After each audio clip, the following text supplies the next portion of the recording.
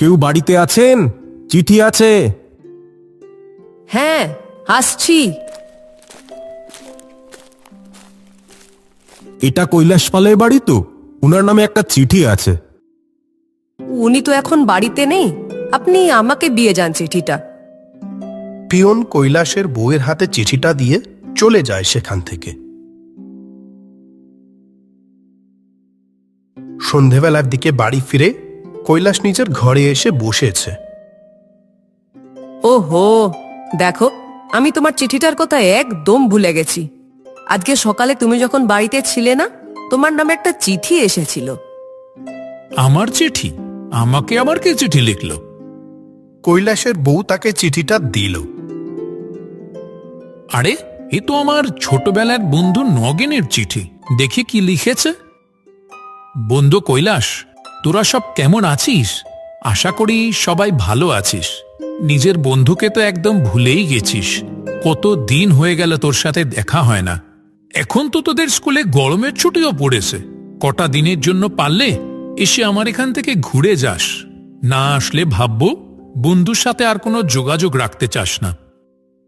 নগেন ঠাকুরপো তো ঠিকই বলেছে, এখন তো স্কুলে গরমের ছুটিও পড়েছে। তুমি না হয় 2-1 দিনের জন্য ঘুরে এসো ওখান থেকে, মনটা ভালো লাগবে। বন্ধুর চিঠি পড়ে কৈলাসেরও বন্ধুকে দেখতে খুব ইচ্ছে করে।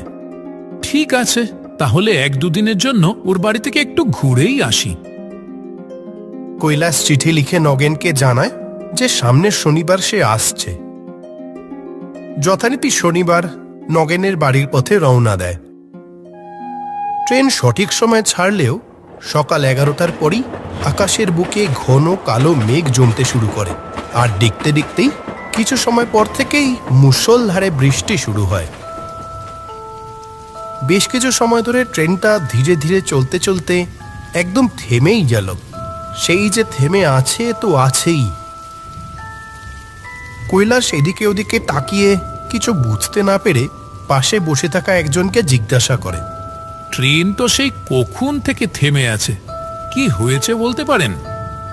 যা জোরে ঝড় বৃষ্টি হলো কতক্ষণ, নিঘাত তার ছিঁড়েছে। তা আপনি কোথায় যাবেন? ভুবনপুরে যাব। তা তো আরো অনেকটা পথ। আরো ঘন্টা 2 পরে ট্রেন ছাড়ে।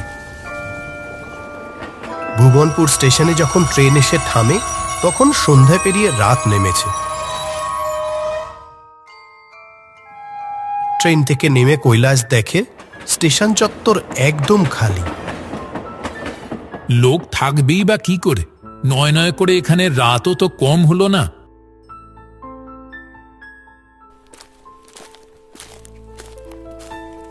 কৈলাস যেমনটা আশঙ্কা নিয়ে স্টেশনের বাইরে বেরিয়েছিল, হলো ঠিক তাই। বছর 2 আগেও যখন নগেনের বাড়িতে এসেছিল সে, তখন দেখেছিল যে স্টেশনের বাইরে রিক্সা দাঁড়িয়ে থাকে, কিন্তু আজকে সেখানে একদম ফাঁকা। রিক্সা তো দূরের কথা, একটা লোকও কোথাও নেই। নগেন বেচারা না জানি আমার জন্য কত চিন্তা করছে। কৈলাসটা এই সময় কোথায় আটকে পড়লো কে জানে। 3বার গিয়ে তো এই স্টেশনে ঘুরেও এলাম। ও কটার ট্রেনে আসছে সেটা তো চিঠিতে কিছু জানায়নি। এখানে দাঁড়িয়ে থেকে আর লাভ হবে না, পায়ে হেঁটেই নগেনের বাড়িতে যেতে হবে।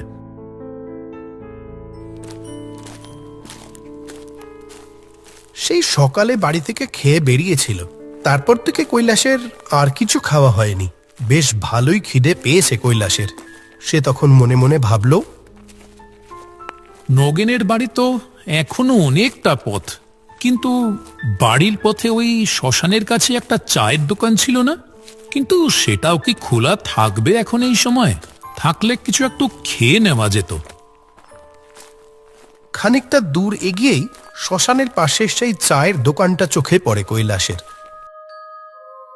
ওই তো চায়ের দোকানে লণ্ঠনের আলো জ্বলতে দেখা যাচ্ছে। যাক, কিছু খাবার পেটে পড়বে তবে। কৈলাস এগিয়ে যায় দোকানের দিকে। ওই দূরে দেখা যাচ্ছে শ্মশান। শিয়ালা রাত পাখির আওয়াজ ভেসে আসছে, আর কেমন একটা গা ছমছমে পরিবেশ।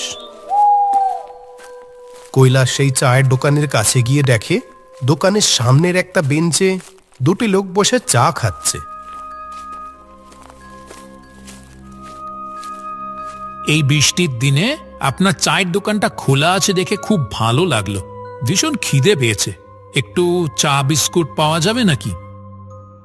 দোকানদার আর বসে থাকা লোক দুটি কিছু সময় কৈলাসের দিকে চেয়ে থাকে, যেন ওকে তারা কেউই এখানে এখন আশা করেনি।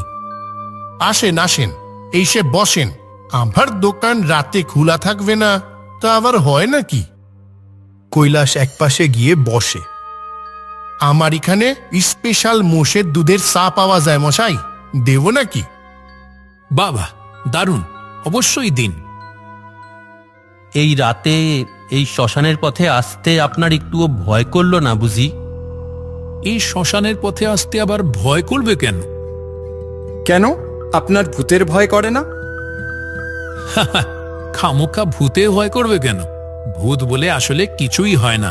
তবে হ্যাঁ, ভূতের গল্প শুনতে আমার সত্যিই খুব ভালো লাগে। আমাদের গ্রামের শিবু কাকা নানান রকম ভূতের গল্প বলতে পারে।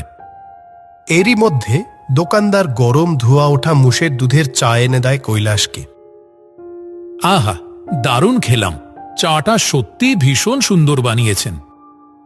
কৈলাস তাটা মিটিয়ে যাওয়ার জন্য তৈরি হচ্ছিল, কিন্তু এমন সময় বাইরে আবার জোর বৃষ্টি শুরু হলো। আপনি যাবেন কত দূর? এখনো বেশ অনেকটা দূর যেতে হবে দাদা, কিন্তু আবার এমন বৃষ্টি শুরু হলো। এই অন্ধকারে বৃষ্টির মধ্যে এতটা পথ যাবেনই বা কি করে? তার চেয়ে বরং আপনি কিছু সময় বসে নিন, বৃষ্টিটা একটু কমলে যাবেন না হয়। কৈলাস বাধ্য হয়ে দোকানেই বসে অপেক্ষা করবে ঠিক করলো। আপনি তখন বললেন না যে আপনার ভূতের গল্প শুনতে খুব ভালো লাগে? একটা ভূতের ঘটনা শুনবেন নাকি? একদম সত্যি। সত্যিকারের ভূতের ঘটনা? বৃষ্টি না কমা পর্যন্ত তো আছি। এই বৃষ্টির মধ্যে ভূতের গল্প শুনতে কিন্তু বেশ লাগবে। বেশ, শুনুন তবে। আজ থেকে বছরখানেক আগের এক বৃষ্টির রাত। সে কি ভীষণ বৃষ্টি। একটা সাইড দোকানে বসে আছে দুটি লোক আর সাইড দোকানদার। আজকে তো বৃষ্টি সারা রাত ধরে চলবে মনে হচ্ছে। আর কি জোরে জোরে বাস পড়ছে। তোমরা বাইরে বসে থেকো না, যেমন জোর বাস পড়ছে।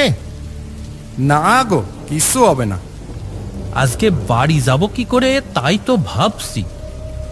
আজকে দোকান না খুললেই ভালো হতো, রাতও অনেক হচ্ছে। এইভাবে বসে থাকলে তো মনে হয় সারা রাত বয়ে যাবে। ঠিকই বলেছো, আজকে তাহলে দোকান বন্ধ করে দাও, চলো বাড়ি ফিরে যাই। হ্যাঁ, তাই চলো। তারা সাইড দোকান বন্ধ করছিল, কিন্তু ঠিক সেই সময় জোরে একটা বাস পড়ে। আর কিছু সময় পর দেখা যায় তিনটে লোক দোকানের সামনে মুড়ে পড়ে আছে। সত্যি ভীষণ দুঃখের একটা ঘটনা। পরিবারের সকলকে ছেড়ে ওদের এমন বেঘরে প্রাণ দিতে হলো, কিন্তু এতে ভূতিক আমার কি আছে? লোকের মুখে শোনা যায় যে ওই তিনজন নাকি ভূত হয়ে গেছে। এখনো ওদের রাতে সেই সাইড দোকানে বসে চা খেতে দেখা যায়। মারা যাওয়ার পর আবার সেই লোকগুলোকে দোকানে বসে চা খেতে দেখা যায়? দূর, এসব আবার হয় নাকি? যারা মরে গেছে তারা তো আর নেই। কিন্তু তাদের আত্মা তো থাকতেই পারে। বাস পড়ে অপঘাতে মরেছিল কি না?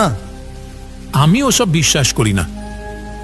ধরুন আমরা তিনজন সেই যারা বাস পড়ে মারা গেছিলাম, তাতেও কি আপনি বিশ্বাস করবেন না? আপনারা কি করে ভূত হতে পারেন? দিব্যি তো আমার সামনে বসে চা খাচ্ছেন, আমার সাথে বসে গল্প করছেন। আপনারা আমাকে যতই একা পেয়ে ভয় দেখানোর চেষ্টা করুন, আমার নামও কৈলাস পাল, আমি এসবে ভয় পাই না। ভালো তাহলে। উফ, তোমরাও না পারো বটে। একটা মানুষ আমাদের গ্রামে এসেছে তার বন্ধুর বাড়িতে ঘুরতে, কোথায় ভালো কিছু বলবে তা না পুরানো ঘটনা বলে চলেছে। দাদা, আপনি এখন যান, বৃষ্টিটা কমে গেছে। এরপর আবার বৃষ্টি শুরু হলে সমস্যায় পড়বেন। হ্যাঁ যান। আর আমরা ভূত নিয়ে বলছিলাম বলে আপনি আবার কিছু মনে করবেন না যেন। আপনার সাথে এতক্ষণ কথা বলে বেশ ভালো লাগলো। ভালো থাকবেন। তবে হ্যাঁ, ভূত হয়, আর সবাই কিন্তু খারাপ ভূত হয় না। কিছু ভালো ভূতও থাকে, তারা কিন্তু মানুষের কোনো ক্ষতি করে না। আপনাদের সাথেও কথা বলে সময়টা কিভাবে কেটে গেল বুঝতেই পারলাম না। এক দুদিন তো আছি গ্রামে, বন্ধুর সাথে আসবো খুন আবার। লোক তিনজন একে অপরের দিকে তাকায়, কিন্তু সেই কথার কোনো উত্তর করে না। আচ্ছা, চললাম। যান, সাবধানে যাবেন।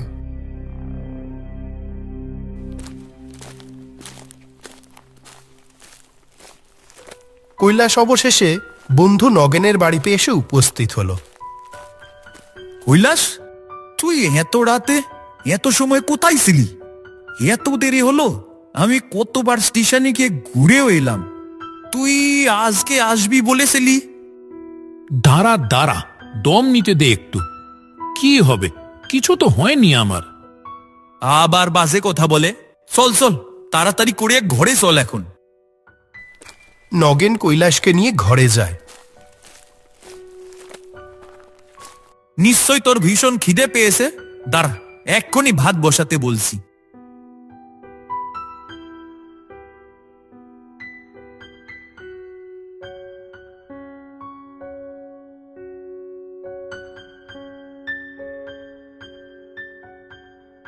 খাবার হয়ে যাবে কিছুক্ষণের মধ্যেই। কিন্তু তুই এত সময় ছিলি কোথায় বলতো? আরে আমি তো সেই সকালবেলায় খেয়ে দিয়ে বেরিয়েছি, তারপর মাঝ রাস্তায় তুমুল ঝড় বৃষ্টি হয়ে সে কি বিড়ম্বনা।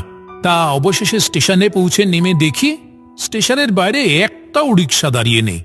বাধ্য হয়ে সেখান থেকে হাঁটা লাগালাম, আর খিদেও পেয়েছিল খুব। তা তোদের গ্রামের শ্মশানের পাশ দিয়ে আসছি, দেখি সেই যে চায়ের দোকানটা ছিল না, ওইটা খোলা। ওইখানে চা বিস্কুট খেতে ঢুকলাম। তা সেই সময় আবার শুরু হলো বৃষ্টি। তা ওখানে দুজন লোক বসেছিল, ওদের সাথেই বসে বসে একটু আড্ডা দিচ্ছিলাম আর কি। কোথায় কোথায় খেয়েছিস? অমন আকাশ থেকে পড়লি কেন, যেন বুঝতেই পারছিস না? আরে শ্মশানের কাছে সেই চায়ের দোকানটা রে। তুই ঠিক ঠিক বলছিস কৈলাস? তুই ওই চায়ের দোকানে বসে এতক্ষণ চা খাচ্ছিলি আর দোকানের লোকগুলির সাথে আড্ডা দিচ্ছিলি? হ্যাঁ, তাই কথাতে আবার এত অবাক হওয়ার কি আছে? তুই তো বছর দুয়েক আমাদের গ্রামে আসিসনি, তাই হয়তো পুরোটা জানিস না। আজ থেকে 1 বছর আগের ঘটনা। এক বৃষ্টির রাতে বাস পড়ে ওই চায়ের দোকানটায়। সেই দোকানের দোকানদার আর আরো 2 জন লোক ছিল ওই দোকানে সেই রাতে, তারাও মারা যায়। কৈলাস পুরো ঘটনাটা শুনে রীতিমতো অবাক হয়ে যায়। তাহলে কি একটু আগে যাদের সাথে ও এতক্ষণ বসে বসে কথা বলে এলো, তারা কেউ মানুষ নয়, ভূত, সত্যিকারের ভূত? তখন ওর কানে ভাসতে থাকে সেই কথা। ভূত হয়, আর সবাই কিন্তু খারাপ ভূত হয় না। কিছু ভালো ভূতও থাকে, তারা কিন্তু মানুষের কোনো ক্ষতি করে না।